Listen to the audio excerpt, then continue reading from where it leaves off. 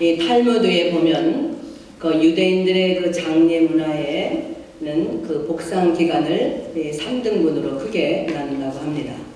그 첫 번째는 3일 동안 이제 그 죽은 자를 위하여 슬피 울며 곡하는 기간으로 정하고, 그리고 나흘째부터는 1주간 동안 이제 그 조문객들이 그 유가족들을 위해서 조용히 애도하는, 그리고 10일이 지난 나머지부터 30일 동안은 옷도 벗지 않고 또 음식도 또 절제하면서 그렇게 이제 울지는 않고 조용히 그 유족들과 함께 같이 지내주면서 그렇게 장례 절차가 한 40일 동안 그렇게 이제 계속된다고 합니다.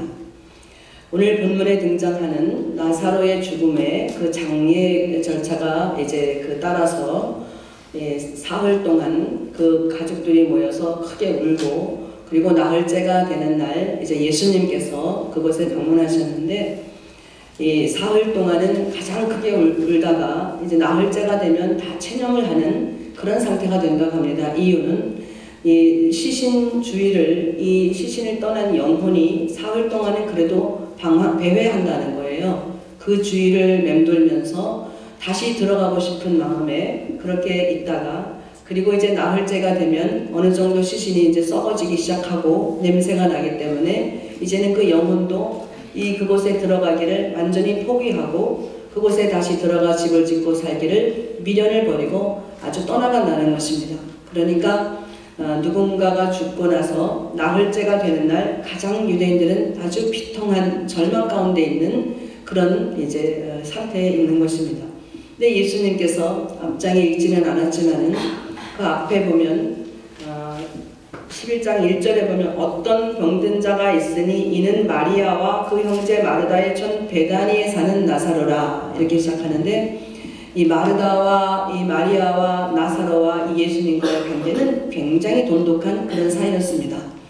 이 나사로의 가정에서 이 나사로가 병이 들자 위독했겠죠. 그래서 숨이 끊어질 것 같은 그런 상황에서 마르다와 마리아가 예수님께 사람을 보냅니다. 빨리 오셔서 우리 오라비를 살려주십시오. 그런데 그 말씀을 듣고 예수님이 가시지 않습니다. 이틀을 더 지내십니다. 그리고 나흘째가 되는 날 제자들에게 가자, 우리 저 베다니에 가자. 거기에 가서 나사로가 잠들었는데 내가 깨우러 가야 되겠다.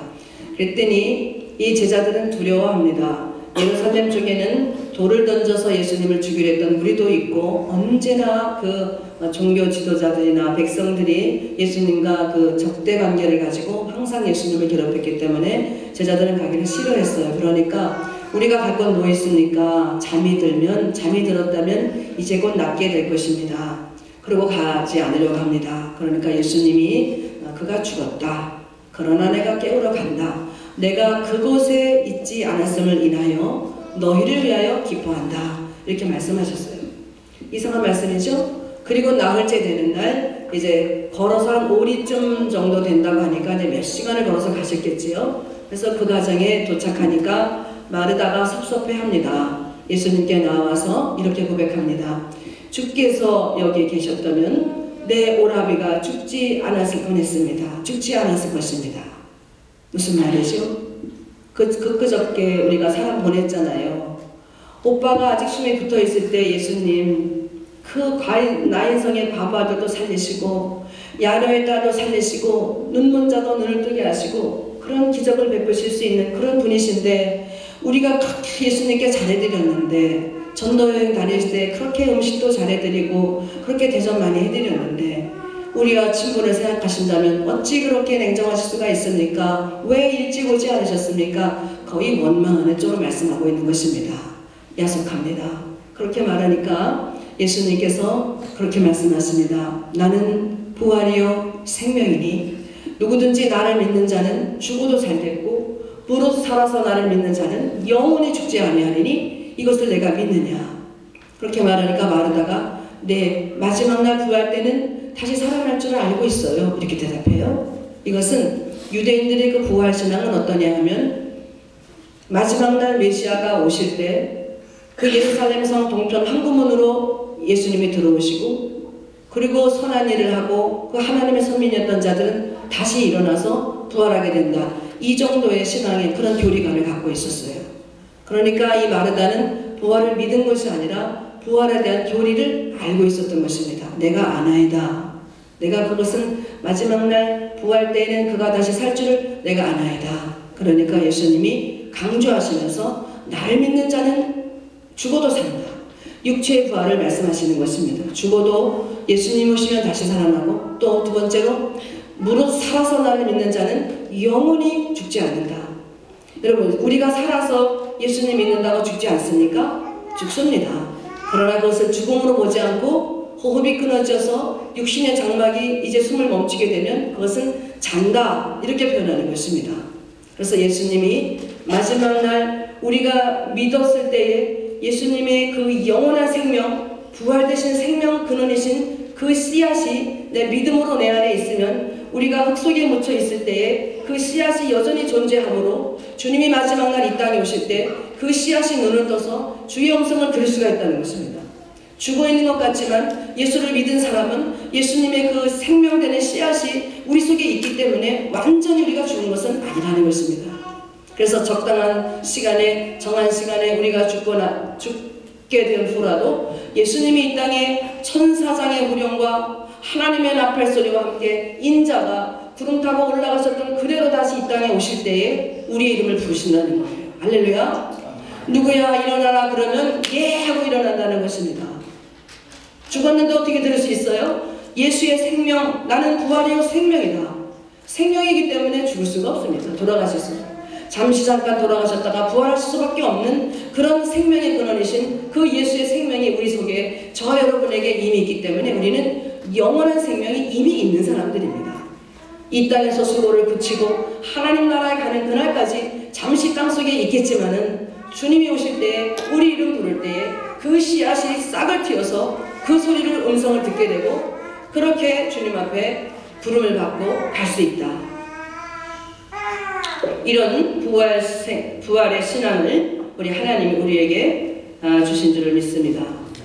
그런데 예수님이 이렇게 말씀하셨어요. 나는 부활이요 생명이니 나를 믿는 자는 죽어도 살겠고 무릇 살아서 나를 믿는 자는 영원히 죽지 아니하리니 이것을 내가 믿느냐. 따라합시다. 내가 믿느냐. 믿느냐는 거예요. 여러분 부활신앙을 믿으세요? 다시 살아날 것을 믿으세요? 그런 자에게 믿으면 하나님의 영광을 보리라 말씀하십니다. 할렐루야. 40절에 보니까 믿으면 하나님의 영광을 본다고 하지 않았느냐. 마르다가 나와서 주님이 여기 계셨다면 우리 오라비가 죽지 않을 뻔했습니다. 동생 마리아까지 나와서 주님이 여기 계셨다면 우리 오라비가 죽지 않았을 것입니다. 똑같이 그렇게 말해요. 믿음이 아직 없는 거예요.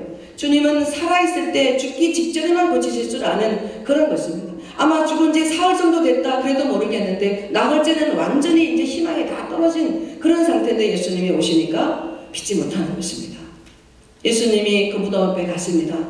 사람들이 웁니다. 예수님이 눈물을 흘리셨다가 이 눈물은 그저 이렇게 조금씩 그런 게 아니라 왈칵 정말 서러움에 복받쳐서 우는 그런 눈물을 표현하고 있습니다. 첫째로 예수님은 두 가지 본성이시다 그랬죠? 따라합시다. 인성의 하나님, 신성의 하나님. 인간이시기도 하면서 하나님이시기도 하신 이 두 가지 본성을 갖고 있으세요. 예수님이 오셨다. 이것은 인성으로서도 오실 수 있고 신성으로도 오실 수 있는 거예요. 인성으로서는 어떻게 올지요? 우리 인간의 연약함을 체험하신 분입니다. 인간이시기 때문에 우리 아픔을 아십니다. 인생에 살다가 가는 자도 남아있는 자도 이 죽음 앞에는 당할 자가 없잖아요. 사망의 권세, 죽음의 권세가 얼마나 힘이 있는지 떠나는 자도 남아있는 자도 온통 삶을 뒤흔드는 것이 죽음입니다. 이렇게 살다가 죽어가는 인생을 불쌍히 여기시고 나사로를 사랑했던 그 나사로가 죽은 것에 대해서 가슴 아파하시면서 인성으로 눈물을 흘리셨습니다. 또한 하나님으로서는 죄에 대해서 탄식하시는 것입니다. 에덴 동산에서 하나님의 자녀로 그렇게 잘 살 때에 하나님의 절대 주권을 상징하는 선악과를 따먹게 되므로 하나님을 반역하고 그 죄를 덧입어서 이제는 한 번 죽는 것이 정한 것이 되었으니 그래서 죄로 인하여 사람들이 이렇게 멸망당할 수밖에 없는 사단에게 속으면서 살아가는 인생을 불쌍히 여기시고 죄에 대한 탄식을 하셨습니다. 그리고는 돌을 옮겨 놓으라 말씀하시죠. 그러니까 마르다가 이렇게 대답하잖아요. 죽은 지가 벌써 나흘이나 되매 이제 냄새가 나나이다. 이제는 안 됩니다 말씀하는 거예요. 그러니까 예수님이 거기서 믿으면 영광을 본다고 하지 않았느냐 그러시면서 갑자기 기도를 하세요. 하나님 제 말을 들으시는 것을 감사합니다. 이제까지 제 말을 다 들으시는 줄 내가 압니다. 그런데 내가 왜 이렇게 또 비느냐 하면 내가 왜 또 이렇게 비옵는 것은 저들을 위함입니다. 저희로 보고 내가 하나님께로부터 온 그런 메시아인 줄을 믿게 하려고 하는 것입니다. 한번 같이 읽어볼까요? 11장에 42절에 읽어봅시다. 제가 읽을까요? 항상 내 말을 들으시는 줄을 내가 알았나이다. 그러나 이 말씀 없는 것은 둘러선 무리를 위함이니 곧 아버지께서 나를 보내신 것을 저희로 믿게 하려 함이니이다. 예수님이 행하신 기적이 많았잖아요. 가나 그 혼인잔치 집에서 물을 포도주로 만드신 스리치고 그 왕의 신하의 그 아들을 또 살려주시고 사마리아 여인 아무도 친구도 하지 않은 그를 구원하시고 또 눈먼 소경을 빛을 보여주시고 38년 된 그 병자를 고쳐주시고 그 나인성의 과부 아들을 살리시고 야이로의 딸을 살리시고 이런 여러 가지 기적을 다 보여주셨는데 오늘 이 나사로 사건은 요한복음의 한 중간의 센터를 차지하고 있습니다. 한 중심부예요. 왜냐하면 이제까지 모든 기적들은 마지막으로 나사로의 이 다시 회생 사건은 이것을 하이라이트로 하나님의 이 기적의 하이라이트로 삼고 이제부터는 여러분 고난이 기다리고 있습니다. 예수님이 이제부터 이것을 시점으로 앞으로는 고난당하실 것인데 이 고난당하는 메시아가 어떤 분이냐 이런 기적을 베푸셨는데 이 기적 자체가 너희들에게 만족을 주는 것이 아니라 이 기적 뒤에 계시는 미라클이 아닌 사인으로 하나님은 나타나시는 것입니다. 나는 하나님께로부터 온 메시아다. 너희들이 이 사건을 통하여 하늘에서부터 내가 온 줄로 그렇게 알아야 된다. 그렇게 기뻐하셨어요. 제자들에게도 내가 거기 있지 아니함을 너희들 때문에 기뻐한다. 왜냐하면 너희들에게 믿음이 생길 것이기 때문에 그렇다 말씀하셨고 또 여기 오셔서도 이렇게 하는 것은 둘러선 무리를 위함이니 이는 내가 아버지께로부터 온 자인 것을 저들로 믿게 하려 함입니다. 여러분들 어떤 어려움이 있지요? 그런 어려울 때 기도할 때 하나님이 들어주시잖아요. 그 문제만 가지고 좋아하지 말라는 거예요. 그 문제를 해결해 주시고 그 문제를 도우시는 뒤에 계시는 그 사인을 보고 하나님이신 줄 알라는 거예요.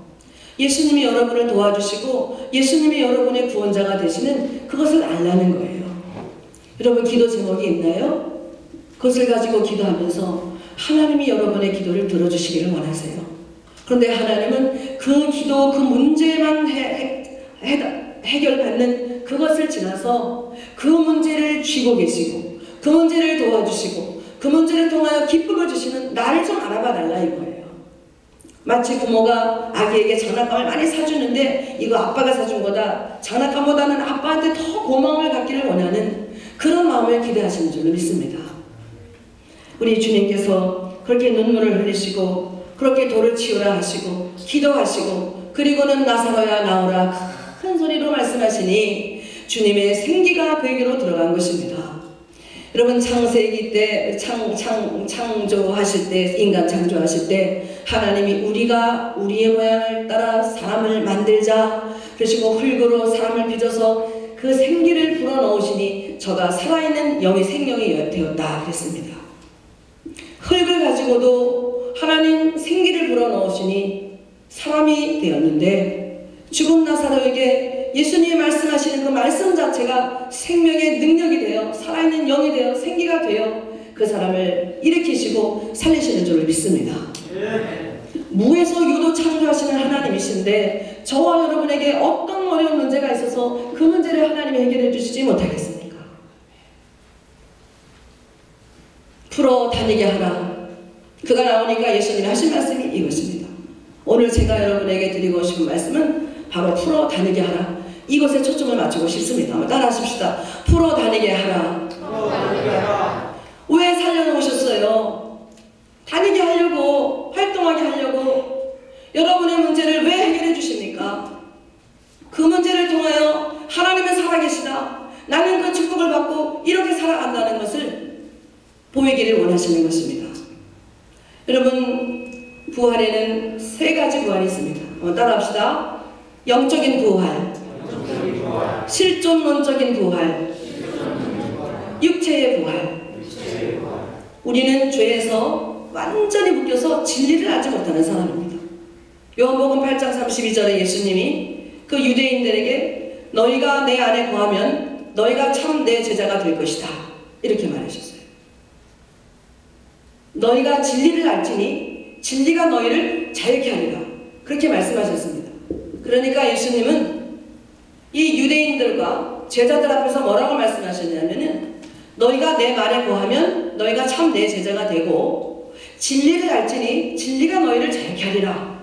그러니까 유대인들이 아니, 우리가 아브라함의 자손인데 한 번도 남의 종이 된 적이 없는데 뭐 때문에 우리한테 자유하게 된다고 말하는 거야? 이렇게 시비하죠. 그러니까 아들이 죄에 거하는 자마다 죄의 종이로 돼 아들이 자유케 하는 자마다 자유하는 자가 될 것이다, 이렇게 말씀하셨어요. 굉장히 정말 멋있는 말씀이시죠? 죄에 거하는 자는 죄의 종이다. 너희들이 그렇게 율법을 가지고 고치려 행해보려고 안 되지. 너희들은 율법 아래 갇힌 거야. 율법 아래 갇혔기 때문에 율법을 뛰어넘을 수가 없고, 율법 아래 갇혔기 때문에 여전히 죄를 짓는 것이고, 그렇기 때문에 너는 죄의 종으로 살아가고 있는 거야. 그러나 나는 진리다. 나를 알기만 하면 진리가 너희를 자유케 하는 것이다. 아들이 자유를 주는데 누가 은혜로 자유롭지 못한 자가 있겠느냐? 율법으로 구원받는 것이 아니라 은혜로 구원받는 것이다. 이 말씀을 유대인들에게 하고 계신 거예요. 유대인과의 논쟁에서 진리를 알지니 진리가 너희를 자유케 하리라, 나만 믿으면 구원을 받는다, 이런 선물을 주시는데도 유대인들은 믿지 못했습니다. 여러분, 주님을 믿으십니까? 네. 여러분에게 생명이 있습니다. 영원한 생명이 있습니다. 여러분, 주님을 믿으십니까? 네. 여러분은 부활하신 것입니다. 영적인 부활, 하나님으로부터 떨어지는 순간 우리는 영적으로 죽은 자가 되었습니다. 하나님을 알지 못해요. 우리가 어디로부터 왔는지 근원을 모릅니다. 그러나 예수님을 믿는 순간, 아, 하나님이 우리의 아버지가 되셨구나. 하나님의 그 집에 나를 데려가실 거구나. 소망 하나 있는 것입니다. 죽었던 자가 영적으로 다시 살아나는 영적인 부활을 이미 주시는 것입니다. 두 번째로 실존론적인 부활이 있어요. 여러분, 그 요한 사도가 요한 3서 1장 2절에 보면 이런 말씀이 있습니다. 한번 따라서 한번 해보십시다.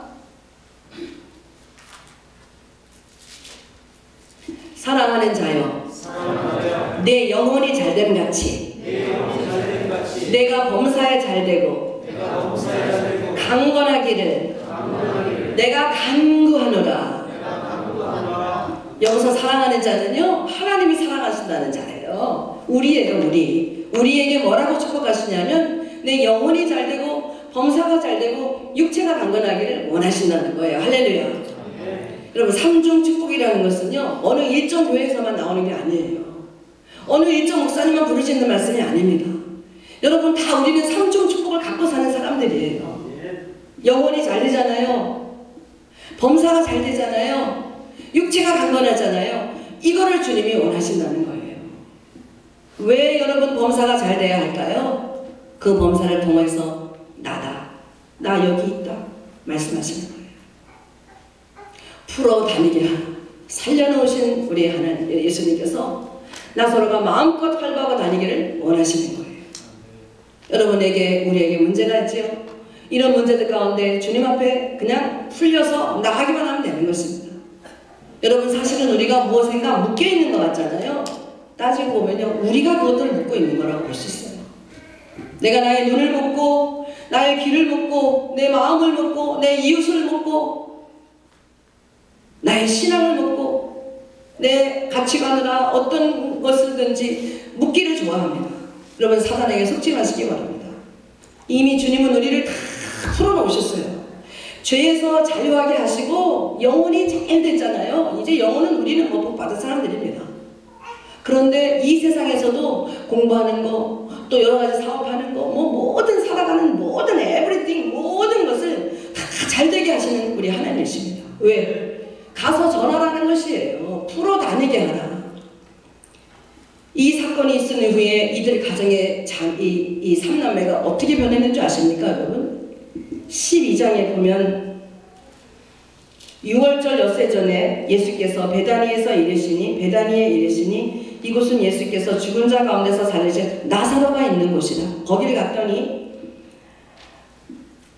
예수를 위하여 잔치할세 마르다는 이를 보고 나사로는 예수와 함께 앉은 자 중에 있더라. 마리아는 지극히 비싼 향유를 가지고 왔어요. 300데나리온에 팔아서 가난한 자들에게 주면 될걸 이렇게 비싼 것을 낭비하느냐? 가룟 유다가 말했죠. 그러나 저는 가난한 자들을 생각하는 게 아니요 저는 도적이라. 돈깨를 맞고 거기 넣는 것을 훔쳐가미로라. 아주 도덕질을 하는 사람이에요. 가룟 유다는 처음부터. 그런데 300데나리온이면 여러분 3만 불 정도 되는 거예요. 한 데나리온이 로마의 화폐 단위로 1일 노동자의 품삯이다. 100불을 따지면 3만 불이에요. 그러니까 우리나라 말을 하면은 3천만 원짜리 여러분 향수를 깨가지고 예수님 발에 부어서 머리털로 이것은 여자의 명예잖아요. 그죠? 이것을 가지고 다 닦고 이렇게 했다는 거예요. 누가? 마리아가. 하나님이 주님의 그 기적을 체험하고 주님은 이런 분이시구나 그런 은혜를 받은 후에 자기의 가진 물질을 과감히 던져버리는 거예요.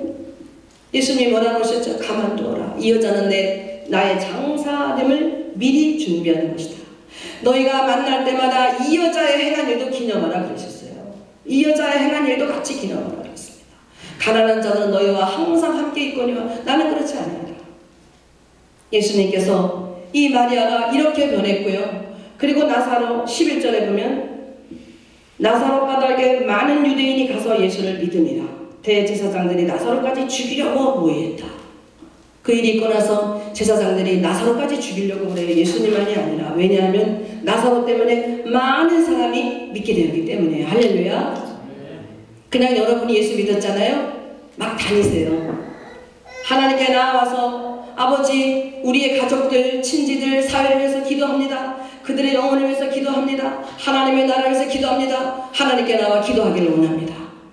그리고 세상에 나아가 여러분 하나님을 살아계십니다. 주님이 이렇게 우리에게 복을 주십니다. 그런 증인이 되라는 거예요. 여러분 베드로전서 2장 9절 한번 같이 한번 암송해 볼까요? 많이들 아시죠? 한번 더 모르는 분은 같이 따라하시고 시작.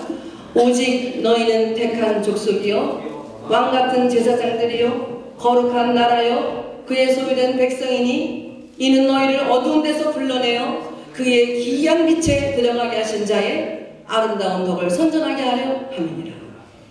왜 어둠에서 불러내었나요? 왜 그 사망의 어둠에서 그 예수님의 기이한 빛에 들어오게 하셨나요? 그 덕을 선전하게 하고 그리스도의 증인 삼으셨다는 것입니다. 여러분 우리의 삶은 다 풀려서 묶인 것이 없습니다. 그런데 우리는 여전히 사단에게 속고 있습니다. 이 문제는 안 될 거야. 아무리 예수님도 지금 2000년이 지난 이 시대에 이거 행하시기 어려울 거야. 이 문제는 어려울 거야. 스스로 단정짓고 스스로 그 문제에 대해서 묻고 있습니다. 이게 40년도 넘은 문제인데 어떻게 해결되겠어? 미리 포기합니다. 그러나 예수님은 나흘째 되는 날까지 일부러 가지 않으셨다는 것입니다. 사람들이 다 포기하고 절망한 그 가운데 그곳에 가셨다는 것입니다. 왜? 거기에서부터 하나님은 능력을 행하시고 그로부터 많은 사람이 믿음을 갖게 하시려고 그런 것입니다. 저와 여러분에게 어떤 어려운 문제가 있으니까 풀리지 않는 문제가 있습니까? 그러나 그것은 사단이 먹고 있는 것입니다. 이미 예수님께서 우리를 다 풀어놓으셨는데 우리가 아직 믿음이 부족하여 그 문제를 나 스스로 풀어놓고 있는 것입니다. 여러분 폭풍 가운데서도 정말 날개치며 올라간 같은 그런 믿음을 누가 주시느냐? 예수님이 하신다는 거예요. 우리가 여러분 폭풍에 어떻게 날개를 치고 올라갑니까? 주님이 우리의 날개를 붙잡으시고 주님의 날개 우리를 태우시고 주님이 비상하신다는 거예요. 주님이 솟아오르시니까 거기 붙어만 있으면 우리 올라가는 거 아닙니까? 여러분에게 있는 아픈 문제, 괴로움의 문제를 가지고 풀리지 않았다고 생각하지 마시고 이미 풀렸다. 우리 가정에 있는 모든 저주는 떠나갔다. 풀렸다. 가게에 흐르는 저주를 끊어라. 이런 책도 있던데 여러분, 가게에 흐르는 저주는 이미 끝났습니다. 예수님께서 오셔서 여러분의 삶 가운데 있는 모든 저주를 다 끊어주셨고, 여러분 가정에 대대로 내려오는 정말 좋지 못한 모든 관습이나 이런 것도 악습도 다 끊어주셨습니다. 예수님의 그 생명의 빛이 우리의 삶 가운데 이렇게 역사하시는데, 실존론적으로 매일같이 우리의 삶의 문제가 부활되고 있는데, 이 부활한 이 문제를 가지고 나가서 전환하는 것입니다. 풀어 다니게 하고, 여러분 나가서서 그리스도의 증인으로 사십시오. 내가 뭘 꼭 어떻게 하지 않아도 그냥 예수 믿는 사람이잖아요. 그냥 나가서 친구 만나시고 교회 다니는 거 얘기하시고 빛 대신 예수님 말씀하시고 가족들하고 만나도 싸울 것도 없어요. 그냥 예수 믿습니다. 미워하면 미워하는 대로 그냥 같이 얼굴만 보여줘도 그 빛이 전해지게 되어 있습니다. 예수님이 지금도 말씀하십니다. 오직 믿음만이, 오직 부활의 신앙만이 우리를 우리 되게 할 수 있다고 말씀하십니다. 부활을 믿지 못하나요? 예수님이 다시 살아나셨고 나를 다시 살게 하시지 못한다는 이런 살게 하신다는 이 믿음이 없나요? 그러면 여러분 교회 다니는 것이 얼마나 피곤합니까? 이 멀쩡한 시간에, 멀쩡한 돈 가지고 멀쩡한 이 시간에 봉사하고 왜 그래야 합니까? 우리에게는 소망이 있습니다. 다시 살게 하시는 우리 예수 그리스도, 우리의 문제를 가지고 기도할 때 그 문제만 해결되는 것이 아니라 문제를 통하여서 그 뒤에 계시는 하나님의 그 아들 되시는 그 사인을 보고 미라클에서 사인이 더 귀한 줄 알고 그 사인으로 인하여 예수 그리스도를 나의 메시아로 주인 삼고 부활의 주인으로 삼고, 내가 믿느냐? 믿으면 하나님의 영광을 보리라. 나사로야 나오노라. 풀어 다니게 하라. 기도하겠습니다. 하나님 아버지 감사합니다. 부활이요 생명이 되시는 우리 주님을 우리 가슴에 모셨는데 이제 주님이 우리를 얼마나 축복하시고 계시는지 영혼도 잘되게 하신 줄을 믿고 감사합니다. 우리의 범사도 잘되게 하시는 줄 알고 감사합니다. 우리의 육체도 마지막 날 다시 살게 해주신 줄로 믿고 감사합니다. 이제 우리가 이 정말 새로 부활하는 이 부활신앙을 가지고 하나님께 큰 기쁨의 삶을 살 수 있도록 주여 우리를 도와주시옵소서. 내가 믿나이다. 믿으니까 영광을 보여주시옵소서. 그리고 다시 살아날 수 있도록 하나님 해주셨으니까 이제 풀려서 다닐 수 있도록 하여 주시옵소서. 성령님 우리를 나라 삼으시고 우리의 심령을 하나님의 나라로, 그렇게 하나님의 땅으로 영역으로 삼으시고 그 나라의 마음껏 정말 통치하시며 지배하시는 그 성령님의 음성을 듣게 하시고 성령님의 그 마음에 민감하게 반응하는 우리 모두가 되게 하여 주옵소서. 나사렛 예수 그리스도 이름으로 명하노니 우리 아이와 연합감리교회 모든 성도들의 가정에 나락한 원수들은 예수 이름으로 저주를 받고 떠나갈지어다. 너의 자리로 떠나갈지어다. 예수 이름으로 회복될지어다. 모든 인간관계는 예수 이름으로 회복될지어다. 풀리지 않은 모든 문제는 해결될지어다. 우리를 속박하고는 악한 사단의 모든 속임수는 떠나갈지어다. 묶임에서 자유할지어다. 예수 이름으로 회복될지어다. 예수 이름으로 고쳐질지어다. 아버지 하나님 감사합니다. 예수 그리스도의 이름의 능력이 어둠 가운데 헤매고 있는 저들의 속고 사는 그 생각에서 벗어나게 하시고 그 모든 흐르는 저주를 완전히 끄는 것을 눈으로 보게 하여 주옵소서. 믿음 더욱 허락하여 주옵소서. 오직 믿음으로 살아가게 하여 주옵소서. 예수 그리스도의 이름으로 저들의 삶이 변화되게 하여 주옵소서. 아버지 풀려 다니지도 못하면서 살아나는 것을 어떻게 자랑할 수 있습니까? 아버지 하나님 그리스도의 증인이 되어 어디를 가든지 예수 전하게 하시고 무엇을 하든지 예수 나타나게 하여 주옵소서. 입을 크게 열리고 구하게 하실 때 하나님께서 다 채우실 줄로 믿습니다. 저들이 학업을 통하여 생업을 통하여 직장을 통하여 무엇을 통하여서든지 구하는 것마다 하나님 응답하여 주옵소서. 그러나 응답을 자기 자신만 가지고 있는 것이 아니라 완전히 예수로 풀어서 그것을 가지고 이웃들에게 나눠주고 그리스도의 마음을 정말 시원케 해드리는 그런 축복의 역사가 있을 수 있도록 도와주옵소서. 이 교회를 축복합니다. 40년 동안 이 교회를 괴롭혔던 악한 것들이 있습니까? 예수 이름으로 완전히 떠나갈지어다. 예수 이름으로 선포하니 이 교회에 있는 악한 영들을 떠나갈지어다. 기도하게 하시고 찬송하게 하시고 말씀으로 충만케 하시고 모든 성도들이 영혼도 범사도 건강도 다 복을 받게 하여 주옵소서. 감사하고 예수님의 이름으로 기도합니다.